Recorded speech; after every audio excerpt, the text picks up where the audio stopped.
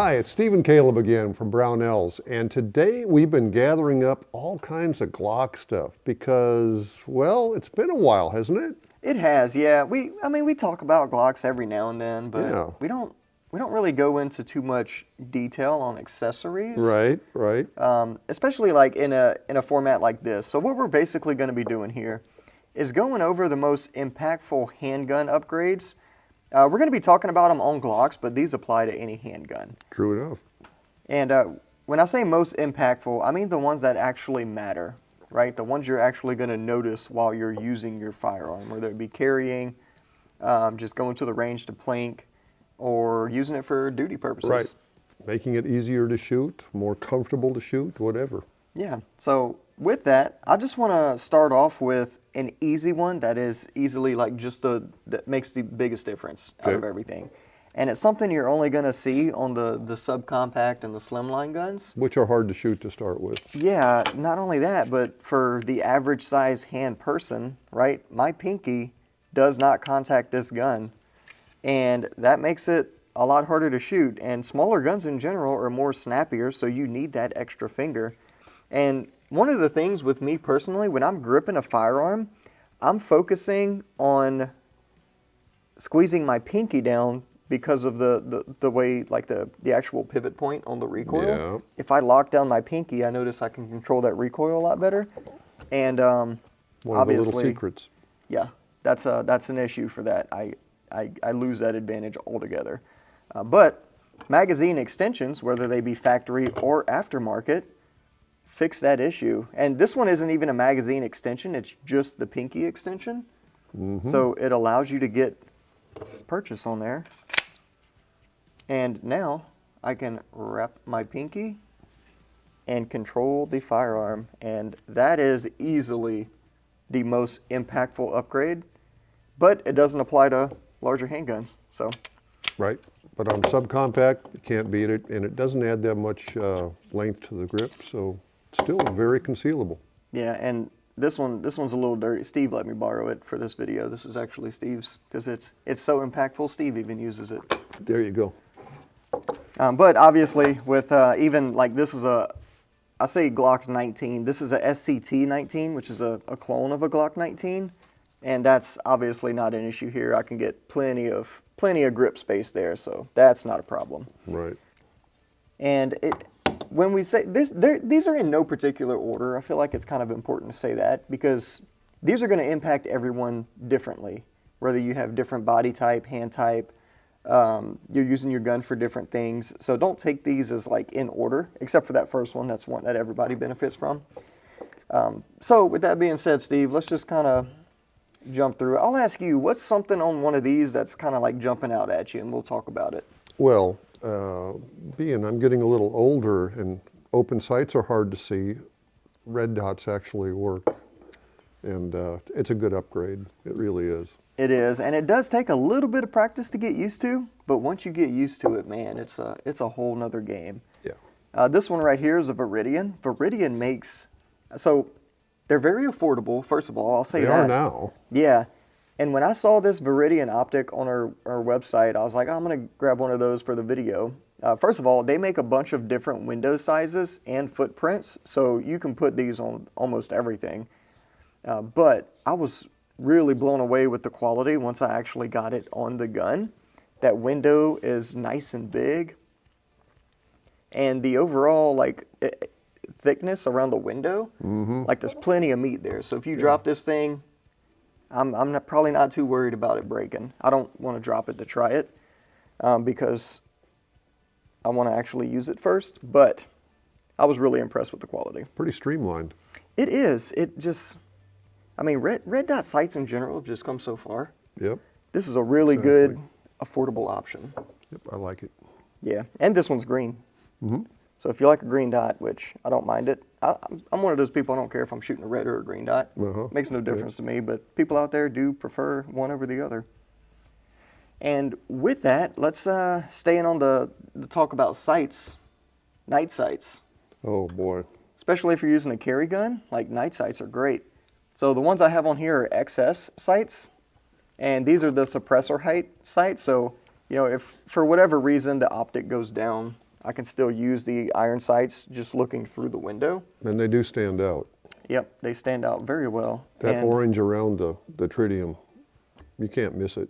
yeah, and like for what I'm using this gun for, this isn't a carry gun, so I don't really care about the sights at all, especially the night sight aspect of it. But I do like having the orange up there, so if I need it, it's right there.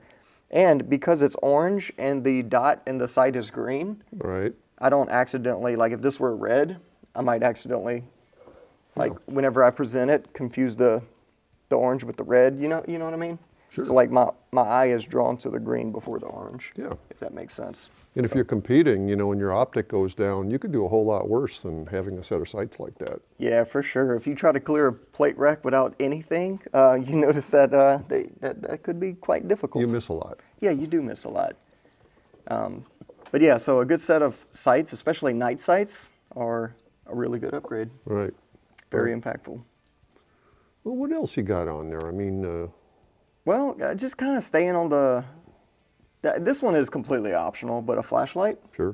If you're using this for duty purposes or home defense or whatever, a flashlight is definitely a really good thing to have. Also dampens recoil, just saying. It does, yeah. So having this weight underneath the muzzle makes that muzzle more controllable.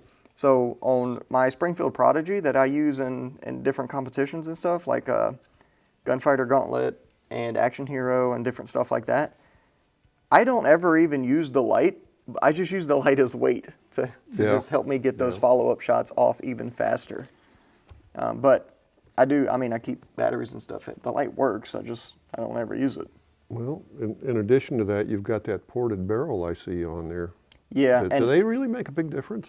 They make a huge difference, Steve. And let me rewind real quick because I just remembered. I did use the flashlight during a surefire shoot one time. Oh, okay. But yeah, that's different. Anyway, yes, ported barrels or compensated barrels, whatever, they make a huge difference in muzzle flip. They will definitely. So we've, I think in our Radian Ramjet video, we shot them side by side. Yeah. And I showed think the so. difference. I think so. And They seem to work better than the C models that Glock came out with. yeah, they do. They just were never popular. Right. And And I could, see. the Radian Ramjet itself, so the Radian Ramjet, if you're not familiar, it's the Ramjet and afterburner. So it's the barrel and the compensator on top. And it works extremely well. They're very well, like everything Radian makes is machined incredibly well. They take full advantage of modern machining methods to just make some really cool stuff. Right. And the way that thing is secured on the end of the barrel is amazing. Yeah. It just tightens right up, so it's not going to go anywhere. Because you have to take it off if you want to take the barrel out to clean it. Yep. So the compensator itself is just like a slip fit over the barrel, and then the screw is a taper lock, and it goes through and locks everything It actually together. tapers in there like a Morse taper on a lathe or something. It's amazing. It's nicely made. Yeah, really cool. And going on from there, so we have Radian Ramjets on both of these guns here. We'll talk about that gun in a little bit. But moving on from there is, I'm not going to meow, don't worry. But moving on from there, we have triggers. Triggers. That's a big deal on a Glock. It is, and it's one of those things that's a little bit controversial because a lot of people say you shouldn't upgrade your trigger if you're using the gun for carry use. Right. Because and people will say any of these can be used against you in court, and it's like, I mean, has it actually happened? I don't think so. I don't think so. We'd have to ask James Reeves. We would to have be to. sure. Yeah, James Reeves. James, if you want to comment. If you're watching this in the shortest shorts ever known, please comment on this. We would appreciate your input greatly. That's who we go to for all of our gun legal advice. So, but yeah, a good trigger makes a huge difference, obviously, because as you're pulling the trigger on a firearm, especially if that's a heavy trigger, you tend to push the gun a little bit as you squeeze that heavy trigger. So a lighter trigger is gonna have you're gonna have less input, so you're gonna actually shoot where you're aiming. And sometimes the flat face triggers, just the straight triggers, they feel different even though they don't take much off the actual pull weight. They do, and I've come to really love a flat trigger. Yeah. And I use the heck out of them. And on rifles, I prefer not a flat trigger, but not a full curve. Right. I prefer the hybrid, if you will. Yeah. like the Geisley Lightning Bow is my favorite. Yeah. But yeah, so triggers. If you improve the trigger feel and then put a connector in it, a lighter connector. So I coach youth shooting sports, SASP, and the biggest thing those kids do, man, and the thing we have to work on with them the most is just trigger pull. Yeah. Trigger pull gets everybody. Yeah. And a lot of times these kids are shooting factory triggers. So, I mean, you can see them go up to shoot the steel and bam, low left, low left, low left. Okay. And I just want to grab them and say, stop. I do say stop. Well, you can do that, yeah. Yeah, usually I just have to say focus, trigger pull, and then they remember what they were taught, and then it goes away. But anyway, that's a whole nother story. Point is, triggers are great. This is the Apex trigger, and it comes with the trigger and the fire control unit and stuff like that. So it pretty much replaces all the guts of the trigger, the whole like fire control assembly. And it replaces the plastic trigger with a metal trigger. And if you look at this one here, this is a factory Glock trigger. And on top is the Apex trigger. So you Right. can really see the difference there. And I wish that like there was a way for you to be able to feel this trigger while watching this video, but you can't. So you just have to take my word for it.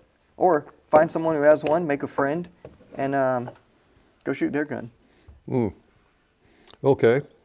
And I see you've got a flared magazine well on there. I do, Steve. Very fancy. So this being a SCT frame, this is the one specifically for the SCT. But flared magwells are great. And I'll say this. You remember like when the 2011 craze was first taken off, they had these giant Right, yeah. freaking magwells. Those things are hideous. I hated them.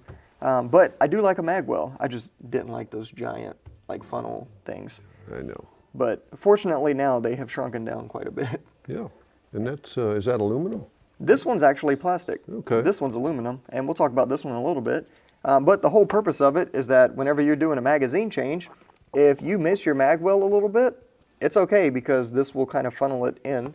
Right. So if you were fumbling your reload a little bit, you'll still get it inside the gun. So those are great for stressful situations. Nice. And then here, so that was the SCT one. Here is the Tyrant CNC. So they CNC this. Who would have thought? Yeah. Out of nice aluminum. color. Yeah. So I got the gray because I like gray stuff. And then I also got their extended slide catch, which we'll talk about in a little bit. But these, literally, they just slip onto the bottom, and they come with a screw that goes in the back. Nice. So they take, 15, 20 seconds to install. And they also come with, I use the black screw. If you want to be super Gucci about it, they come with a gold screw too. Oh. Not really my thing, but I'm glad they came with the black one as well. Okay. But Didn't see that coming. I didn't either. I opened the box and I was like, what the heck is this? But Okay. yeah. What kind of mag catch you got there? So the magazine catch on this bad boy Yeah. is also a Tyrant CNC. Okay. We were out of stock of the gray, or else I would have got matching. All right. But they make it in a bunch of different colors. What's that made out of? It's aluminum as well. Okay. Yep. So CNC You know, aluminum. with all the metal Glock mags on the market now, you might want to change that plastic one out yeah, for a metal one, that'd be ideal. especially if they're using a cut. Now, who is it that makes the Metgar? Makes the one where it's just pressed in with radiused edges. So you can use a plastic catch with that one if you like. Those Metgar magazines are nice. Those are really cool magazines. Yeah. So, Yep. But there you go. So you got that component as well, and then also, well, let's I'll kind of show you the difference. So if you look here, and I'm waving this thing around like crazy. So if you take a look, you notice that this one is a lot more pronounced yeah. versus this one is just straight up flat. So it gives you a little bit more leverage on there so that you can hit that button a little easier, especially if you have smaller hands. Right. Like me, I have a pretty large thumb, so it's not an issue for me to hit that release. But if you have smaller hands, having this larger will make a huge difference. Yeah, and smooth too. It is. I've It's had some that had sharp edges on them that were extended. Yeah. Didn't like them at all. like the Glock factory extended one. Yeah. Is just like a square that comes out, Yeah, and it's got sharp corners. and it'll cut the heck out of You you gotta if you're not deburr careful. it if you're gonna use it. Yeah, but like if you wanted to go with a plastic one that was extended, the Vickers, Uh-huh. Yep. that's a really good one because it's all radius Yeah. and it's nice. It's really nice to use. Yeah, Steve. So moving on from there, we have another Tyrant CNC component on this gun, and it is the slide catch. Mm-hmm. So this one is the ambidextrous. It's for the Gen 5, but again, it's all machined. And this one, so it's steel with aluminum pedals on it.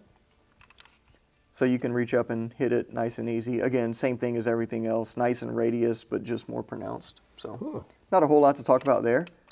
But if you have a Gen 3 or 4, the factory one is a really good option. So if you see, this is a Glock factory slide catch, or slide release, or I like the whatever. Gen 3 extended. This is the factory one. That's the extended. Yeah.